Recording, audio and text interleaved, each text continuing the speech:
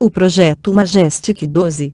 Documentos fornecidos a um ufólogo mencionam um grupo governamental secreto que supostamente estaria relacionado com discos voadores. Porém, estes documentos seriam verdadeiros. Em dezembro de 1984, Jaime Sandera, produtor de cinema em Hollywood e ufólogo, recebeu por correio um pacote contendo apenas um rolo de filme preto e branco de 35 mm ainda não revelado. O pacote não vinha acompanhado de nenhuma carta e tampouco de remetente. Apenas o carimbo dos selos dava uma pista sobre sua origem, Novo México. Ao revelar o filme, viu que continha negativos do que parecia ser um relatório, de 18 de novembro de 1952, para o presidente eleito Dwight D. Eisenhower. Na primeira página havia uma advertência: este é um documento altamente secreto apenas para leitura, que contém informação classificada, essencial para a segurança nacional dos Estados Unidos. Na segunda página, havia uma lista de 12 influentes cientistas,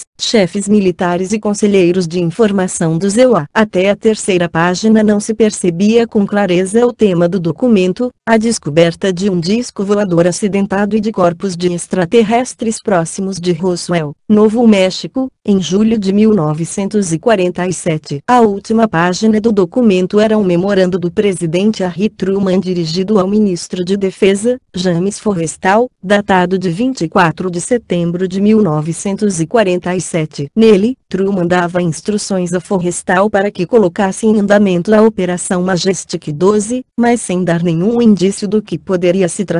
Revelações surpreendentes sozinho, este memorando não faz sentido. Porém, ao ser lido juntamente com o relatório de 1952, a história parece ser clara. Em julho de 1947, uma nave aérea em forma de disco se estilhaçou perto de Roswell e os militares acharam entidades biológicas extraterrestres. Quando o presidente Truman foi informado do acidente, autorizou o ministro de Defesa Forrestal a formar um comitê que tratasse do caso. Em 1952, quando Eisenhower foi eleito presidente, foi levada a seu conhecimento a Operação Majestic 12. O relatório contém uma lista dos 12 membros do comitê e uma descrição dos detalhes do acidente. O parágrafo final insiste na necessidade de evitar, a qualquer custo, a propagação do pânico, e confirma que o governo está ocultando a verdade sobre os OVNIs. Porém, a questão é, estes documentos são verdadeiros? Em 1980, durante sua pesquisa para um filme sobre OVNIs, o produtor de cinema Jaime Sandera estabeleceu vários contatos no âmbito militar. É possível que algumas destas pessoas com informação privilegiada tivesse passado para ele os documentos do Majestic 12. As análises demonstram que um memorando do MJ-12 foi impressa sobre papel cebola, muito utilizado pelo governo do ZEUA entre 1953 e 1970. Conhecido em ufologia como documento Cutler-Twinning, este memorando foi encontrado no Arquivo Nacional, depois que Billy Moore recebeu um cartão postal dizendo onde ele estava escondido. Em busca da verdade entre os ufólogos, as opiniões se dividem. No campo pro-Majestic existem pesquisadores, como o físico nuclear Stanton T. Friedman, que dedicou mais de 10 anos ao assunto, e os ufólogos Bill Moore e Jaime Sandera. Para aumentar o mistério que rodeia o Majestic 12, também conhecido como MJ-2 ou Magic, durante os últimos anos chegaram outros pacotes às caixas de correio dos pesquisadores. O primeiro era um cartão postal enviado a Bill Moore em 1985. Enviado da Nova Zelândia, aconselhava que procurasse nos arquivos nacionais dos Estados Unidos alguns fichários recém-arquivados. Moore e Sandera fizeram a busca, e encontraram um memorando que confirmava a existência do MJ-12, escrito por Robert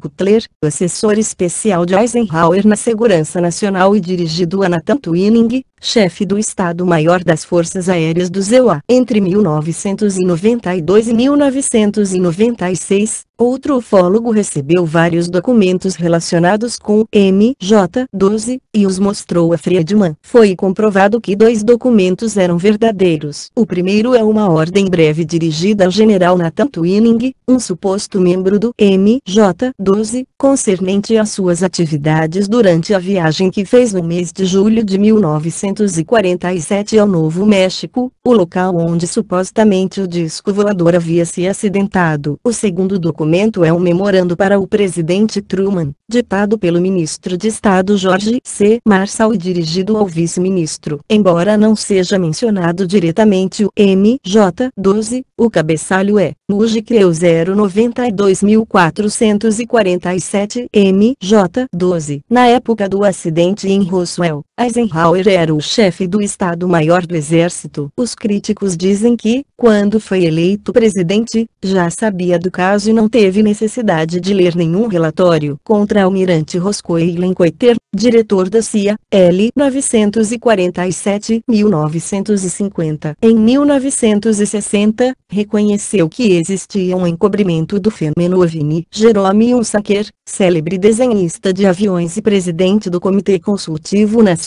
da Aeronáutica. Vannevar Bush, presidente da Junta de Pesquisa e Desenvolvimento, L. 945-1949. Foi conselheiro do presidente James Forrestal, primeiro-ministro de defesa do ZEUA. Em 1949, sofreu um colapso nervoso e se suicidou. Foi substituído por Walter Bedell Smith. Contra-almirante Sidney Sowers, primeiro diretor da CIA, L. 946. Vice-presidente do Conselho de Segurança Nacional Gordon Gray, vice-ministro do Exército. Foi conselheiro de Segurança Nacional e diretor da Junta de Estratégia Psicológica. Nathan Twining, chefe do Comando Logístico do AR, posteriormente, presidente da Junta de Chefes do Estado-Maior, o mais alto cargo militar do ZEUA. Donald Menzies, astrofísico e crítico acérrimo dos OVNIs. Teve um cargo ultra-secreto e foi conselheiro de vários presidentes. General Hoyt Vandenberg, chefe de informação militar durante a Segunda Guerra Mundial e segundo diretor da CIA, L. 946-1947. Detlev Bronk, biofísico, diretor da Academia Nacional de Ciência e da Junta Médica Consultiva do Comitê de Energia Atômica. General de Divisão Robert Montague, diretor do Projeto de Armas Especiais na Comissão de Energia Atômica de Albuquerque. Lloyd Berkner, da JUN, 9 de Pesquisa e Desenvolvimento, membro do Comitê OVNI financiado pelo CIA nos anos 50. A última evidencia o documento do MJ-12 mais escandaloso foi enviado por correio em 1994 a Don Berliner, um veterano ufólogo e escritor científico. O anônimo rolo de filme continha 23 páginas de um manual de operações do Grupo Especial Majestic L2, com data de abril de 1954. Era um detalhado manual de instruções intitulado Entidades e Tecnologia Extraterrestres, Recuperação e Destruição. Como a maioria dos documentos do MJ-12 são reproduções, não é possível analisar nem o papel nem a tinta originais. Porém, existem muitos detalhes objetivos que podem ser comprovados, como as qualificações dos 12 membros do comitê, as datas das reuniões e a legitimidade das assinaturas. Evidentemente, o MJ-12 era um grupo muito seleto. Além do ministro de Defesa, Forrestal, haviam 3 diretores do Serviço Secreto, um general das Forças Aéreas, um general do Exército, o ministro do Exército e 5 dos cientistas mais influentes dos Estados Unidos. Tratava-se da elite das comunidades militar, científica e de informação dos Estados Unidos. Se alguma vez existiu um grupo governamental altamente secreto relacionado com OVNIs, poderia ter sido este. Uma história secreta. O único membro do MJ-12 que parecia não se encaixar no grupo, era Donald Menzel, um astrônomo da Universidade de Harvard. Escrevera 3 livros e inúmeros artigos contra o fenômeno. Todos os membros, exceto Menzel, eram conhecidos por possuírem cargos de alto nível de segurança e, como Menzel constava na lista do MJ-12, os pesquisadores pensaram que o documento fosse falso. Contudo, em abril de 1986, Stanton Friedman fez uma importante descoberta. Conseguiu ter acesso aos documentos de Menzel, guardados no arquivo da Universidade de Harvard, e averiguou que este astrônomo esteve relacionado durante 30 anos com a Agência de Segurança Nacional. Aprofundando-se mais em sua investigação, Freeman também descobriu que Menzel ocupava um cargo ultra-secreto de alto nível na CIA,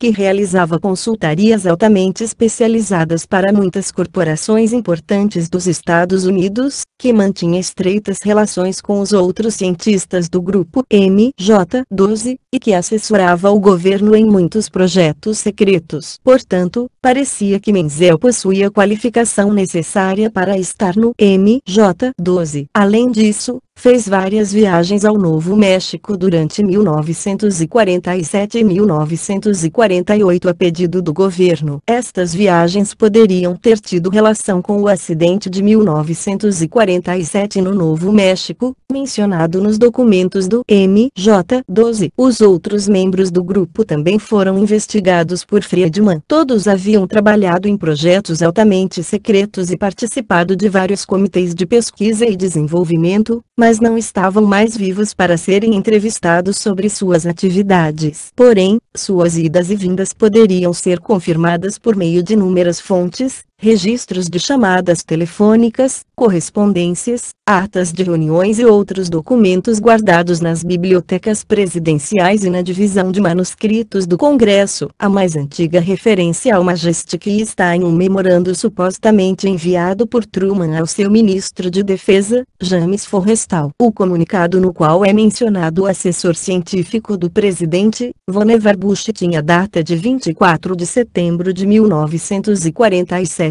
Este foi o único dia, entre maio e dezembro, em que Truman se reuniu com Bush. Forrestal também o fez neste dia, fato que Stanton Friedman descobriu depois de vários meses de pesquisa. Incertezas. Esta data também é significativa, porque foi o dia depois de Nathan Twining, general-chefe do Comando Logístico do Ar, enviar um memorando secreto ao Pentágono, referente aos discos voadores. Nele, Twining afirmava que o fenômeno descrito é algo real, não visionário nem fictício. Além disso, um plano de voo de 1947 demonstra que Twining viajou para o Novo México em 7 de julho de 1947. De acordo com o relatório, nesse mesmo dia se iniciou uma operação secreta para assegurar o resgate de alguns destroços para uma posterior análise científica. É possível que isto seja apenas uma coincidência. Paul Nickel, analista de documentos e escritor da revista Skeptical Inquirer, acredita que trata-se de uma coincidência. Concentrando-se no formato e na apresentação dos documentos, destacou vários problemas importantes. Um dos mais óbvios, opina este pesquisador, é a assinatura de Truman. O estudo de documentos verdadeiros demonstrou que a assinatura que leva o memorando do MJ-12 está mal situada na página. Além disso, parece praticamente idêntica à de um memorando autêntico de Truman, encontrado por Stanton Friedman. Duas assinaturas idênticas são suspeitas. A análise linguística do MJ-12. Roger Westcott, um especialista em linguística da Universidade de Drew, Nova Jersey, revisou mais de 20 documentos autênticos escritos pelo contra-almirante Roscoe Linklater e obtidos na Biblioteca Truman. Os comparou com o documento do MJ-12 supostamente escrito por Linklater e, depois de sua análise, afirmou: "Na minha opinião, não existe nenhuma razão que obrigue a considerar fraudulento nenhum destes comunicados, nem para acreditar que foram escritos por outra pessoa que não fosse Linklater." Esta declaração corresponde à controvérsia sobre a discutida nota presidencial de 18 de novembro de 1952, assim como as das cartas privadas e oficiais. Depoimentos sobre o MJ-12. As declarações de antigos funcionários confirmam a existência de um grupo de elite criado para tratar do fenômeno OVNI. Uma nota de 1950 do governo canadense, escrita por Wilbert Smith, engenheiro de projetos de defesa, afirma: "Os discos voadores existem. É desconhecido seu modus operandi, mas um grupo dirigido por Vannevar Bush está trabalhando no assunto." Em 1991, o general de Arthur Eson, antigo comandante da base aérea de Wright-Patterson, Ohio, declarou que, ainda que não tivesse conhecimento do MJ-12, existia um grupo secreto, os 13 Terríveis, criado para controlar o acesso aos relatórios sobre OVNIs. Poderia se tratar do grupo Majestic 12 e o presidente, o Dr. Eric Walker,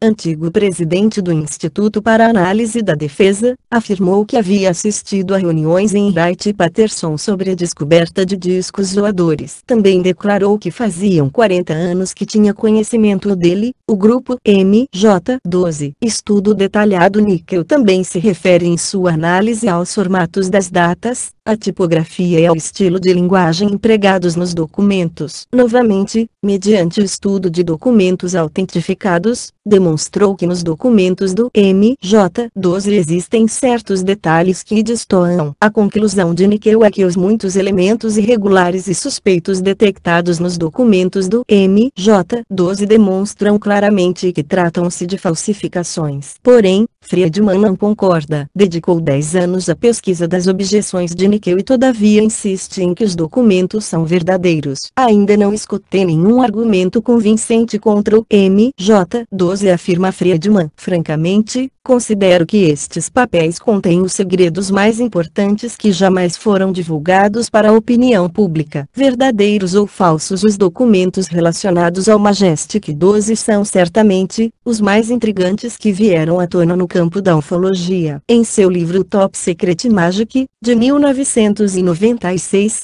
Friedman apresenta uma lista de 30 detalhes. Se são falsos, é provável que fossem escritos por alguém que tinha conhecimento de assuntos internos. Se são verdadeiros, provam que o governo está escondendo a verdade sobre os OVNIs.